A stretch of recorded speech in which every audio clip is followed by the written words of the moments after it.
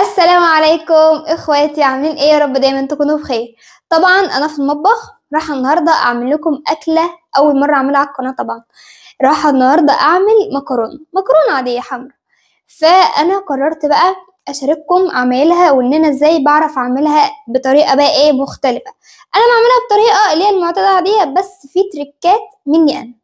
فيلا بينا نشوف احنا هنعمل ايه. بس قبل ما نبدأ اي حاجة ما تنسوش تصلوا على النبي صلى الله عليه وسلم، وتعملوا اعجاب للفيديو، وتعملوا اشتراك في القناة، وتفعلوا زر الجرس عشان يوصل لكم كل جديد. يلا بينا نبدأ.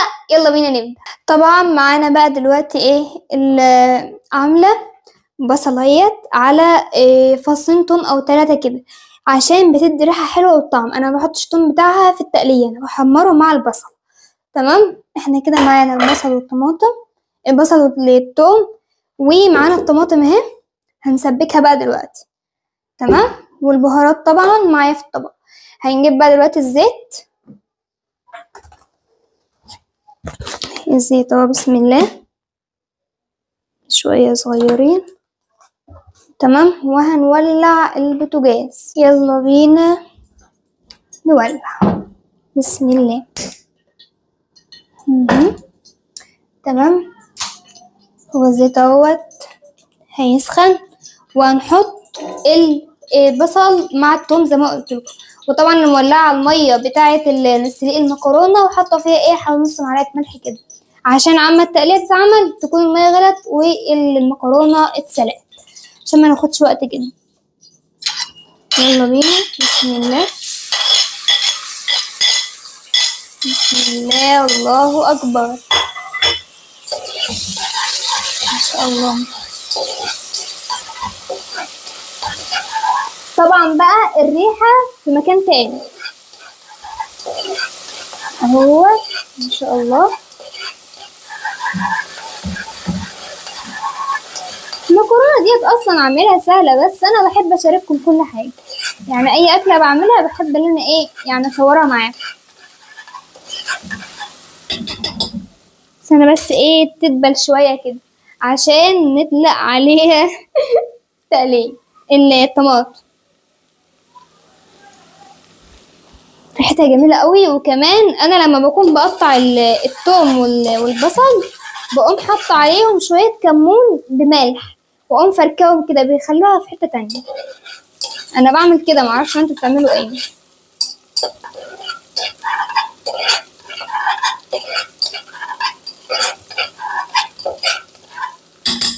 خلاص بدأت تدبل، هي لونها يعني غير شوية. التوم طبعا بدي ريحة جميلة، وانتم مشتهين على ريحة التوم بقى. انا هعمل مقدار 3 اكياس، هعمل 3 اكياس اللي هم ايه الصغيرين دول. ف انا مكترة الصلصة شوية.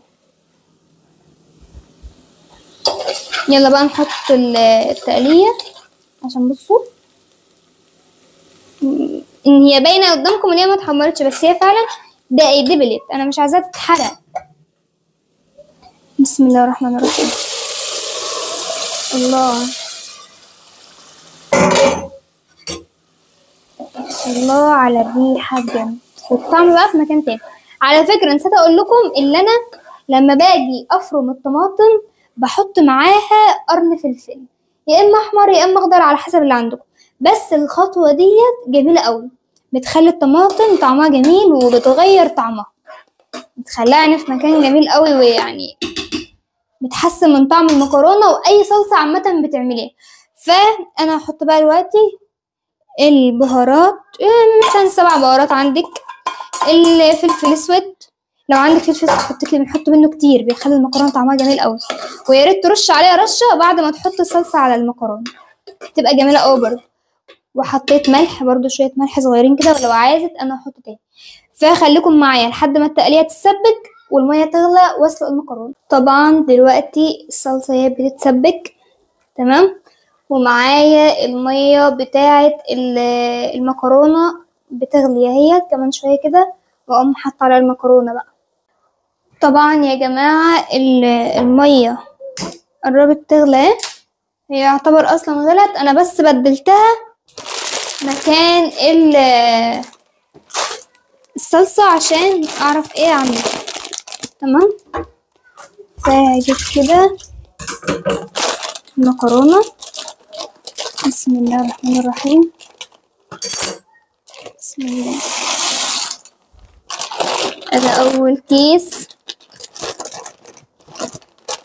المكرونة أصلا ما بتاخدش وقت، يعني 5 دقايق وهتكون اتعملت. بسم الله. يتهيألي الحلة دي أصلا صغيرة على المكرونة، بس برضو عادي هتتسلق.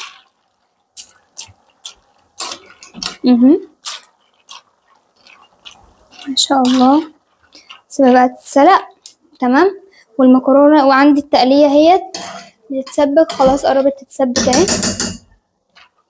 خلاص كده. ينفع ازودها بس كوباية مية كده عشان المية ايه عويل، بس كده. تمام كده. انا طبعا من عشاق المكرونة ومن عشاق الناس اللي بتعمل مكرونة، يعني انا بحب المكرونة قوي، بحب اعملها، وعملها سهلة اصلا مش محتاجة حرفة يعني، بس انا حبيت اشاركها معاكم زي ما قلت لكم. فهنستنى بقى لحد ما تستوي والتقلية تتسبك واجيلكم بقى وانا بقلبها. طبعا هي بتتسلق اهيت، لازما وهي بتتسلق قلبيها عشان ما تلزقش من تحت وما تكلكعش منك وما تتحرقش. طبعا يا جماعة انا صفيتها خلاص. تمام. هحطها بقى دلوقتي على التقلية عشان خلاص التقلية اصلا اتسبكت. يلا بينا. بسم الله. بسم الله الرحمن الرحيم. بسم الله. الله اكبر. نقلب دول الاول، نقلب شوية دول. بسم الله. ريحتها جميلة، ريحتها اصلا تحفة كده. تمام. هي مش تحتاج ايه يتولع عليها، يعني توطي عليها وكده، قال ايه حوالي 10 دقايق لان هي مستوية اصلا، هي اصلا يعتبر استوت، فانا مش هرددها كتير، وبس اولع عليها بس ايه تشرب من الصلصة حاجة بسيطة خالص، مش هولع عليها مثلا هي تستوي سوا كامل بقى وكده، لا، هو بس حوالي 10 دقايق لان هي استوت. تمام. ما شاء الله. حد بقى يعرف يعمل زي المكرونة القمر دي؟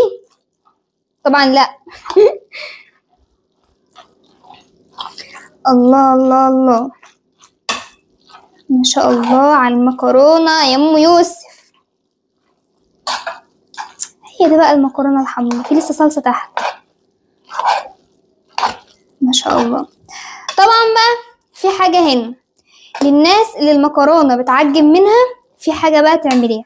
طبعا في ناس برضو عارفة الحاجة دي، انك هتحط بقى يا ست الكل معاها ايه، معلقتين زيت. انت طبعا حطيت الصلصة اهو وخلصت كل حاجة، وراح بقى ايه تغرفيها، او لو عايزة تولعي عليها شوية ولعي، بس قبل اي حاجة بعد الصلصة مباشرة تحطي معلقتين زيت وتقلبيها. دي بقى هتخليها معاكي مفرفرة ومش معجنة، وهتلاقي الحباية بحبايتها كده. هي دي بقى عمايل المكرونة اللي انا بعملها اهو. هتقلبي تقلبي تقلبي تقلبي، قلب قلب قلب، اديله ادي. على رأي ام خالد. طبعا ام خالد ده حبيبة قلبي طبعا. وطبعا احسن واجمل مكرونة، احسن واجمل مكرونة انا وراكم عن قرب بقى وانتوا احكموا. بصراحة ربنا، بصراحة ربنا من غير مجاملة، ايه رأيكم؟ شكلها كده يفتح النفس. انا عايزة الوقت كل حلة بحالها. يلا بينا بقى نغطي عليها كده، بس انا ما ضفتش الملح بتاعها طبعا. هندوق بس نشوف ملحها مستوي ولا ايه. بسم الله. جميلة، ملحها جميل. تمام. فاحنا بقى دلوقتي هنحطها بس 10 دقايق. تمام. هنوطي عليها بس، نهدي عليها النار بس كده 10 دقايق وهطفي عليها، ما عادش تطول اكتر من كده. بصوا بقى يا جماعة عشان ايه تتأكدوا ان هي طلعت مفرفرة وحلوة كده اهو. بصوا شفتوا المكرونة جميلة ازاي؟ جميلة وشكلها كده يفتح النفس اهو اهو. تمام اهي جميلة، وطعمها بقى اجمل. وبكده يكون يا حبايب قلبي فيديو النهارده خلص. اتمنى اللي هو يعجبكم، ويا ريت تكونوا استفدتوا، ويا ريت البنات المبتدئين لسه يطبخوا ويتعلموا الطبخ يكونوا استفادوا حاجه مني وحاجه كويسه تفيدهم طول العمر. بس طبعا قبل ما اقفل الفيديو ما تنسوش تصلوا على سيدنا محمد صلى الله عليه وسلم، وتعملوا اعجاب للفيديو، وتشتركوا في القناه، وتعملوا اعجاب، تفعلوا زر الجرس عشان يوصل لكم كل جديد. ويا ريت بقى الفيديو ده يدخل دماغكم كده، وقولوا لي ايه رايكم في المكرونه اللي انا عملتها. يلا باي.